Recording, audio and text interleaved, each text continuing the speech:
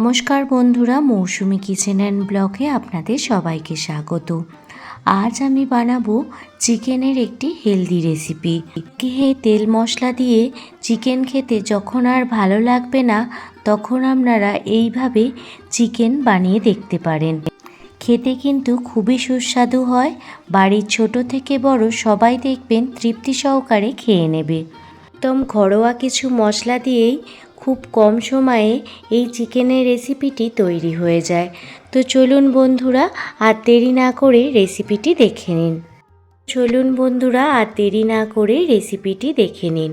চিকেনের রেসিপিটি বানানোর জন্য এখানে আমি 500 গ্রাম হাড় সমেত চিকেন নিয়ে নিয়েছি। সাথে নিয়েছি প্রয়োজন মতো পেঁপে, গাজর, বিনস আর আলুগুলো একটু বড় বড় করে কেটে নিয়েছি। এবার একটি মশলা বানিয়ে নেব। তার জন্য একটি মিক্সার গ্রাইন্ডারের পাত্রের মধ্যে 7 থেকে 8টা কাজু বাদাম, 1 চামচ পরিমাণ চারমগজ, 1 চামচ পরিমাণ ধনে, গোটা ধনে আর একটি মিডিয়াম সাইজের টমেটো নিয়ে নিলাম। এবার পরিমাণ মতো জল দিয়ে একটি স্মুথ পেস্ট দেখুন বানিয়ে নিয়েছি। রান্নাটি করার জন্য গ্যাসের ওভেন জ্বালিয়ে কড়াই বসিয়ে দিয়েছি। কড়াইতে দিয়ে দিলাম একদম সামান্য পরিমাণে সর্ষের তেল। রান্নাটি আজ আমি সর্ষের তেলে করব। তেল গরম হয়ে গেলে এর মধ্যে 2টো তেজপাতা, শুকনো লঙ্কা, দারুচিনি, লবঙ্গ, এলাচ দিয়ে দিলাম। সাথে একটি স্টার অ্যানিস দিয়ে দিলাম। আপনাদের হাতের কাছে থাকলে অবশ্যই দেবেন। ফোড়নটা প্রথমে ভালোভাবে ভেজে নেব। ফোড়ন ভালোভাবে ভাজা হয়ে গেলে এর মধ্যে 3টে মিডিয়াম সাইজের পেঁয়াজ কুচি কুচি করে কেটে নিয়েছি আর সেটি দিয়ে দিলাম। প্রথমে পেঁয়াজটা 2 থেকে 3 মিনিট ভালোভাবে ভেজে নেব। পেঁয়াজের কালারটা যখন এই রকম ব্রাউন কালার এসে যাবে, তখন এর মধ্যে দিয়ে দিচ্ছি 4 চামচ পরিমাণে আদা, রসুন আর কাঁচা লঙ্কা বাটা। এবার সমস্ত মশলা ভালোভাবে কষিয়ে নেব, যাতে আদা আর রসুনের কাঁচা গন্ধটা দূর হয়ে যায়।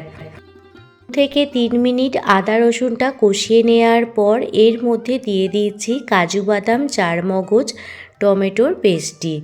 সমস্ত মশলা ভালোভাবে কষিয়ে নেব।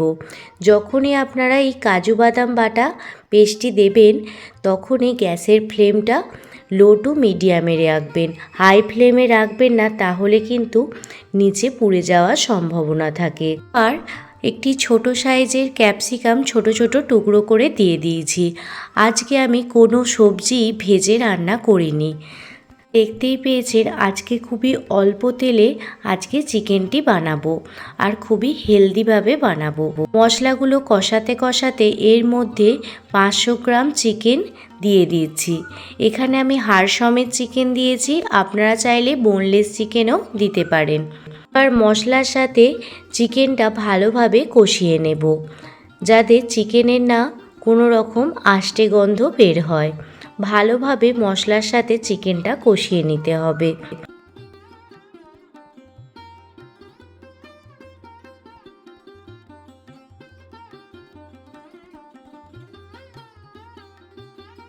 চিকেন কষাতে কষাতে এর মধ্যে কিছু ড্রাই মশলা দিয়ে দিচ্ছি 1 চামচ পরিমাণ হলুদ গুঁড়ো, 1 চামচ পরিমাণ কাশ্মীরি লাল লঙ্কার গুঁড়ো, সামান্য পরিমাণে দিয়েছি, আপনারা চাইলে স্কিপও করতে পারেন। সাথে দিয়ে দিলাম স্বাদ মতো লবণ আর স্বাদের ব্যালেন্সের জন্য একদম সামান্য পরিমাণ চিনি। এবার সমস্ত উপকরণ ভালোভাবে কষিয়ে নেব। গ্যাসের ফ্লেম লো টু মিডিয়ামে রেখে মাংসটা খুব ভালোভাবে কষিয়ে নিতে হবে, যাতে কোনো মশলা বা মাংসের কাঁচা গন্ধ না বের হয়। অনেক রকমভাবেই তো চিকেন বানিয়ে খেয়েছেন। বেশি তেল মশলা খাওয়া আমাদের শরীরের জন্য একদমই ভালো নয়। যখন একঘেয়ে তেল মশলাযুক্ত চিকেন খেতে ভালো লাগবে না, একবার হলেও এইভাবে চিকেন বানিয়ে দেখতে পারেন। খেতে ভীষণই সুস্বাদু হয় আর শরীরের জন্যও ভীষণই ভালো। কষিয়ে নেওয়ার পর এবার একে একে সবজিগুলো অ্যাড করে দিচ্ছি। প্রথমেই দিয়ে দিলাম বিনস, গাজর, পেঁপে আর আলু। এখানে আপনারা আরও কিছু সবজি থাকলে সেটাও অ্যাড করতে পারেন। আজকে আমি শুধু আমার হাতের কাছে 4 রকম সবজি ছিল, তো সেগুলোই অ্যাড করে দিয়েছি। সবজির সাথে চিকেনটা প্রথমে ভালোভাবে কষিয়ে দিচ্ছি। আলুটা আমি পরে দেব, কারণ যেহেতু আলুগুলো অনেকটা বড় বড় কাটা হয়েছে, সেই জন্য খুন্তি দিয়ে নাড়তে অনেকটা অসুবিধা হচ্ছিল, তাই আলুগুলো একটু পরে দেব। এবার ঢাকনা চাপা দিয়ে গ্যাসের ফ্লেমটি লো রেখে 5 মিনিট মতো হতে দেব। 5 মিনিট পর ফিরে এসেছি আর আপনাদের দেখাচ্ছি, দেখুন চিকেন থেকে কিন্তু জল বের হয়ে গেছে। এখানে এখনও পর্যন্ত কোনো রকম চিকেনে জল ব্যবহার করিনি। দেখতেই পাচ্ছেন চিকেন থেকে জল বেরোতে শুরু হয়েছে আর সবজির সাথে মশলাগুলো ভালোভাবে কষানো হয়ে গেছে।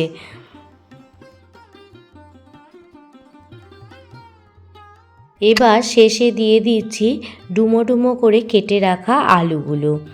এখানে আমার প্রয়োজন মতো আলুগুলো নিয়ে নিয়েছি। আপনারা আপনাদের পরিবারের সদস্য সংখ্যা অনুযায়ী আলুগুলো নিয়ে নেবেন। একদম শেষে আলুগুলো দিয়ে দিলাম। এবার মশলার সাথে আলুগুলো ভালোভাবে মিশিয়ে নিচ্ছি। আপনারা আগেও আলুগুলো সবজির সাথে দিয়ে দিতে পারেন। যেহেতু আমার খুন্তি দিয়ে নাড়াচাড়া করতে অসুবিধা হচ্ছিল, তাই আলুগুলো আমি একদম শেষে দিয়েছি। আর চিকেনের মধ্যে পরিমাণ মতো জল দিয়ে দিয়েছি, আর জলের পরিমাণটা একটু বেশি দেব, যাতে সবজি আর চিকেনটা খুব ভালোভাবে সিদ্ধ হয়ে যায়। আপনারা চাইলে সমস্ত কিছু মশলা চিকেনের সাথে কষিয়ে নিয়ে কুকারেও 2টো সিটি দিয়ে নিতে পারেন, এটাও খেতে খুবই ভালো লাগবে। আর না হলে এইভাবে কড়াতেও ঢাকনা দিয়ে 20 মিনিট মতো ঢেকে রাখলেই দেখবেন সমস্ত সবজি চিকেন সব কিছু খুব ভালোভাবে সিদ্ধ হয়ে গেছে। এবার চিকেনের এই রেসিপিটিতে দিয়ে দিচ্ছি পেঁয়াজ।